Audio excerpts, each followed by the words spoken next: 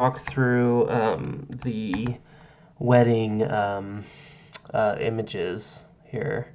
So first we're gonna go to the cotswoldweddingguitarist.co.uk, and then what I want to do is just walk you through like the anatomy of the gallery page. So this is like to manage your images, your photo galleries. So this is your gallery page, and this is what it looks like. So for each gallery, there's a title, and then there's however many photos are in that gallery. And all these photos are pulling from Flickr. And so if I'm going to switch over to your posts here. So we're using this plugin called Flickr Gallery. And that just has like an API connection directly to your Flickr account. And all that lets us do is then access the data that you have in your Flickr account. So if we go to here, so you can see it automatically is pulling in all of the albums that you have uploaded to Flickr. And so if you had gone to Flickr and you created a new album and put a bunch of new photos in there and then refresh this page that we're seeing here, then that new album would show up in this list automatically. So to embed a new album on that page, what you would do is just select this little piece of text. So you'd copy that, and then you would go to your pages and go and edit the gallery page. And then that would pull up your gallery page. So you can see here that once this loads up real quick, give it a second. So it's going to load your layout. So for each of the galleries, you can see we have a title. There's a title for Lou and Ben gallery, and then I've labeled this box code. And then for each one of the albums, we have a title and a code, title and a code. And so you can see Lou and Ben, then Charlie and Kate. If I switch over to the gallery page, you can see how that corresponds here. So there's the title for Lou and Ben, and then the code pulls in the images. And then the next one, a title for Charlie and Kate, and then the code pulls in the images, and so forth. So you just repeat that pattern to add new galleries. What I would do, the easiest way to do that, would be to pick any of these rows, just depends on where you want that new gallery to be, and click that copy, that duplicate or clone row button, and that will just make an exact copy. So you see we have two Marcus and Mandy blocks here. Then you can go and tap that hamburger menu, and you can change the gallery title. So this can be like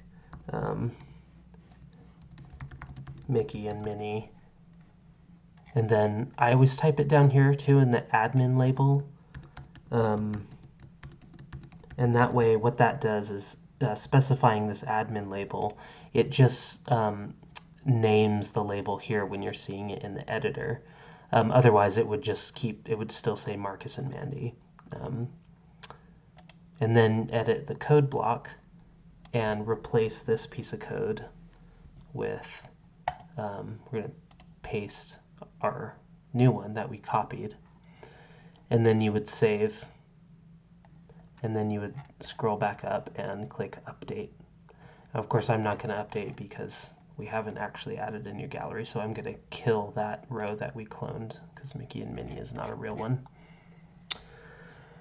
Okay, so that is how to add galleries. In terms of what I wanted to show you was what it does. If you were to spend all that time doing the keywords for each image in Flickr, what that would do,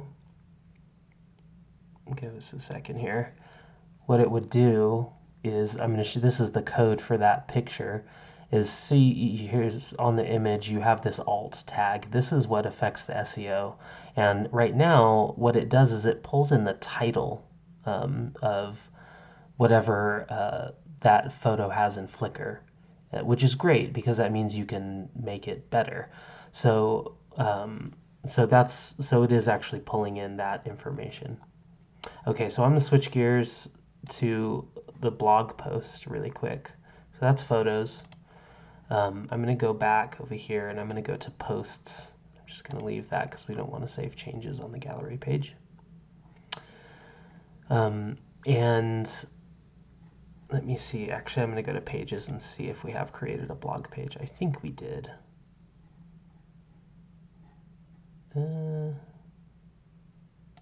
Maybe it's trashed. Huh. Bear with me a second here. So I don't actually know if we even need a blog page, but I'm just going to check that nothing is specified. Yeah, so posts, nothing is specified. So I'll go ahead and create a new page, which can be a place for the blog to live. And I'm just going to call it blog.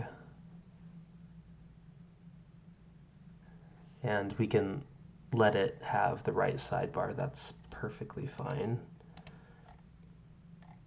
Okay. Also, you asked about for each page, how can you change those SEO settings? This is it right here. See this Yoast SEO box?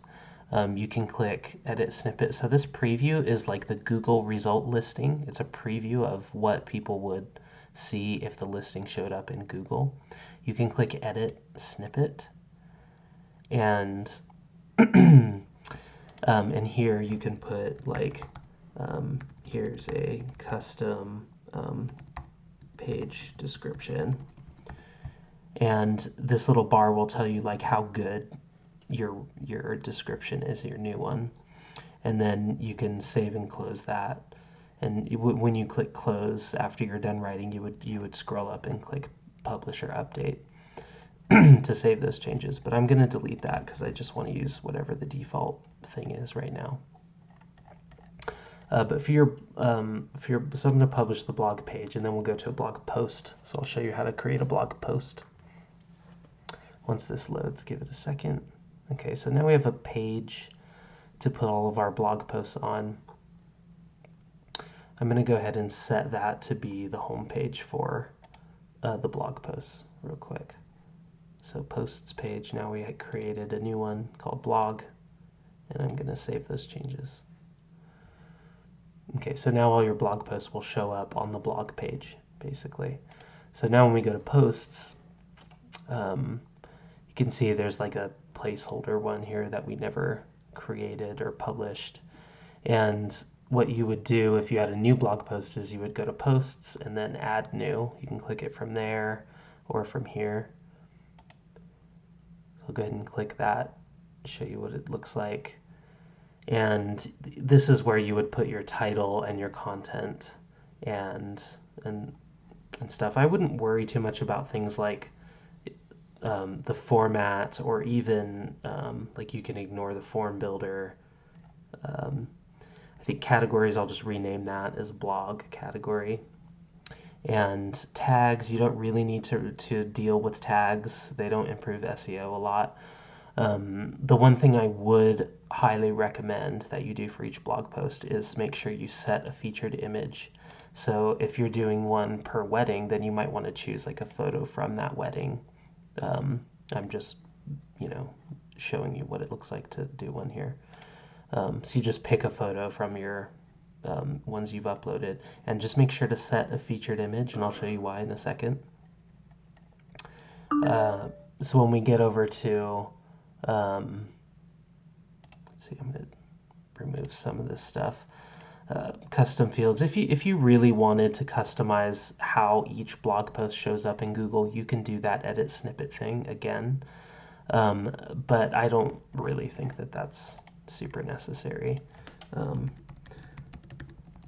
So you put like a title, you just like, put all your content in here, set a featured image, and then click publish. You don't need to worry about anything else. That's like the bare minimum to do. That won't break anything. So title, content, featured image, and publish. And that's how you publish a blog post. Once you click publish, it's going to be live. So let's go ahead, and I'm going to publish this one just to show you what happens and what it looks like when you publish a post. This video is getting pretty long, sorry. I should have split them up. Okay, so what we'll do is I'm going to go back to the gallery here, and I'm going to go to the blog page that we just set up. Okay, so here, this is our blog index page. Okay, so we have like list of recent posts. I'll remove recent comments. There's archives, categories. I'll remove recent comments and categories because we probably don't want those. So this is what it looks like per blog post. So the first one is that one that was already in there. There's no content really. There's no photo. There's no featured image set, and that's why there isn't an image shown here. And the one we just created is pulling in the image, is pulling in the title and the content that we typed in. And it's a lot nicer having the image, and especially because it gives you a few options in Divi. So when we go to blog style, I think this is the option we want.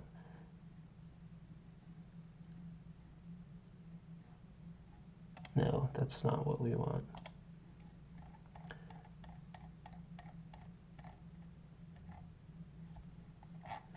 Yeah, there's some options here. So when we go over to like layout, we don't want to show categories because we're not using categories. We want to turn off comments because we're not using comments.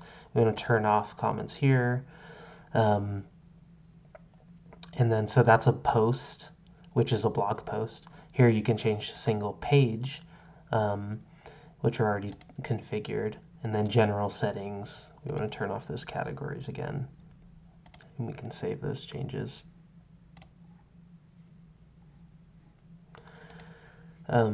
So that's how to create a blog post. There's a few